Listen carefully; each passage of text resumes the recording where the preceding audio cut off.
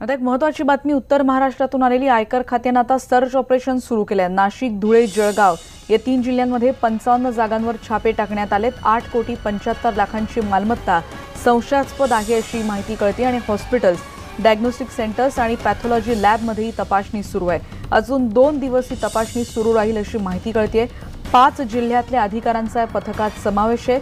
16 अधिकारी आणि 265 कर्मचारी या सर्च ऑपरेशनमध्ये असल्याची माहिती कळते। प्रशांत बाग आमचे प्रतिनिधी आता आपल्या सोबत आहेत। प्रशांत, एक मोठी कारवाई निश्चितच म्हणावी लागेल।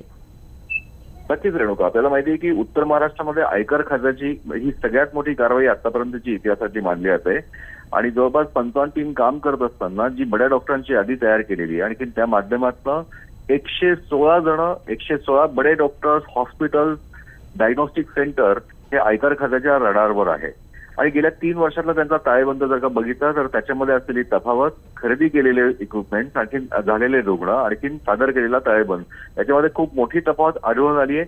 आणखी याची पूर्ण तपासणी करत असतानाच या एकाच वेळेस एकत्रित रेड प्लॅन केल्या गेल्या आणखी त्या माध्यमातून खूप मोठी रक्कम येते। आपल्याला माहिती आहे की ज्यावेळेस व्हीडीएस सरकारनं जाहीर केलं होतं की तुम्ही 35% रक्कम भरा, 65% रक्कम तुमची व्हाईट होईल, तर त्यावेळेस सगळ्यात जास्त डॉक्टरांनी त्याच्यामध्ये पैसे दिले होते। आणखी त्यातल्या बऱ्याच डॉक्टरांचा सहभाग याच्यात आहे। जवळपास 55 कोटी रुपयांचे जे ताळेबंद आहे त्याची ही तपासणी करत असताना आतापर्यंत 8,75,00,000 रुपयाची बेहिशोबी मालमत्ता ही रेकॉर्डवर आली आहे अशी आपल्याला सूत्रांकडून माहिती समजते। ही व्याप्ती अजून वाढू शकते आणि या रडारवर अजूनही बरेच जण आहेत।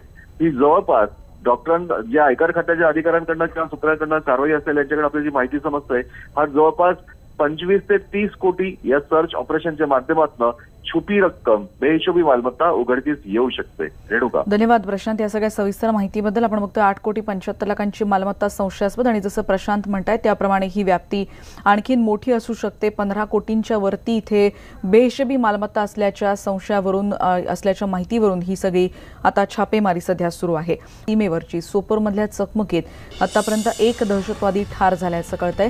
सोपोरमधल्या वारपोरा इथे भारतीय लष्कर आणि दहशतवाद्यांमध्ये काल मध्यरात्रीपासून 3 वाजल्यापासून ही चकमक सुरू आहे। इथे 2 ते 3 दहशतवादी लपल्याची माहिती मिळाल्यानंतर सुरक्षा दलांनी या परिसराला वेढा घातला आणि सगळा परिसर पूर्णपणे रिकामा करण्यात आलेला आहे। इंटरनेट सेवा देखील तिथे तात्पुरती खंडित करण्यात आली अशी माहिती कळते आहे।